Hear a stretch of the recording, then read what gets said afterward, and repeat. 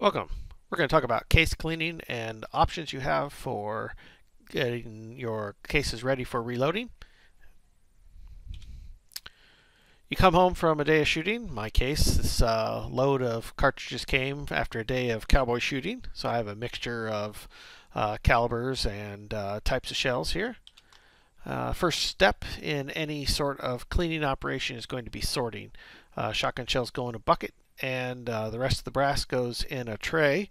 In this case, a friend of mine was shooting my 38s and I was shooting my 45s, and so I have a mixture of 38 and 45s. And before I can proceed with cleaning, I'm going to have to separate out the 45s from 38s, and so 45s go in one tray, 38s go in a bucket.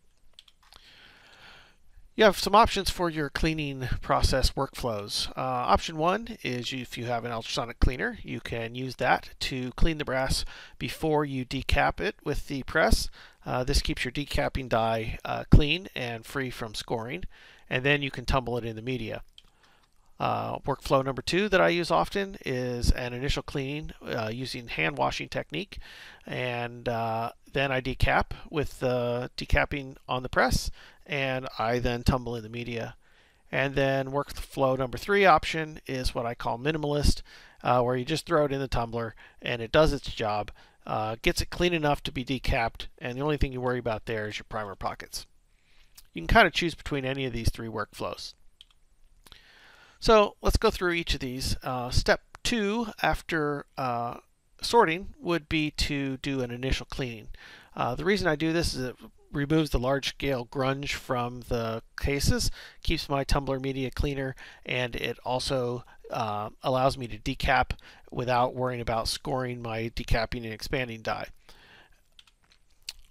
If you're going to use the ultrasonic cleaner, then you're going to want some sort of liquid to do the cleaning, and I use a ultrasonic case cleaning solution. The other option is with hand cleaning, and I use OxiClean. Any sort of laundry detergent booster type material would be fine. In the case of the ultrasonic cleaner, I put the cases in the ultrasonic cleaning material and add the cleaning solution and let it run for about 15 minutes.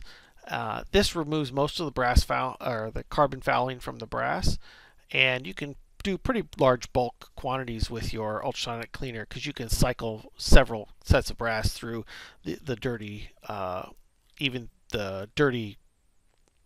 You can cycle several batches of the brass through the cleaning solution. At this point, when it comes out of the ultrasonic cleaner, your brass is actually clean enough to reload at this point. Anything beyond that, tumbling and cleaning, is really more for aesthetics than anything else. So here's a before and after picture of the 45 caliber after it has gone through the ultrasonic cleaning process. You can see that a lot of the carbon deposits have been removed. Option two is hand washing. What I use is a glass jar and some OxiClean. Put I don't know, teaspoon or so in the jar with the OxiClean. Add the brass and take it to a sink and fill it up and shake and rinse. This removes a lot of the fouling, including a lot of the carbon. It's fairly easy to do large quantities of brass still.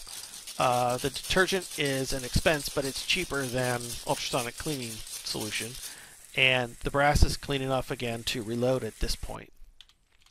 So here's a before and after picture of my 38s that I did with the hand cleaning method. You can see that the brass on the right hand side is actually fairly clean after the hand cleaning process. So in those workflows, two of the workflows included cleaning and then decapping before tumbling, and one of the workflows where you just tumble and then decap. Here's the difference. The top picture shows the primer pockets after decapping, where these were decapped after tumbling, and you can see almost every single one is fairly corroded. In the bottom picture, you can see the primer pockets that were decapped before tumbling, and you'll see the tumbling media did a pretty good job of cleaning out almost all of those pockets. You'll notice that Remington cartridge in the bottom left has still quite a bit of fouling in it, and it's entirely possible that cartridge has been reloaded several times. I generally use Starline, so that's probably just some Remington I picked up from somebody else. So what do I use to do my tumbling in step 4? I use walnut shells. There's other options. You can use corn cob. You can use the commercial products available at your shooting supply store. I happen to use ground walnut shells that are available as lizard bedding. I can buy probably twice the quantity or 3 to 4 times the quantity for the same price if I go down to the local pet store and get this ground English walnut shell bedding. The other thing that I add a little bit to my tumbler is a little bit of this Fast Orange citrus cleaner. It's got a little bit of pumice in there that really grinds off the crud, and the New Finish car wash adds a nice bright brass finish when you're done. What I do is I put the cases in the tumbler, put the top on, I add a few drops of the Fast Orange hand cleaner. Any of the citrus hand cleaners would probably be fine. And then I add about a half of a capful of the New Finish car polish.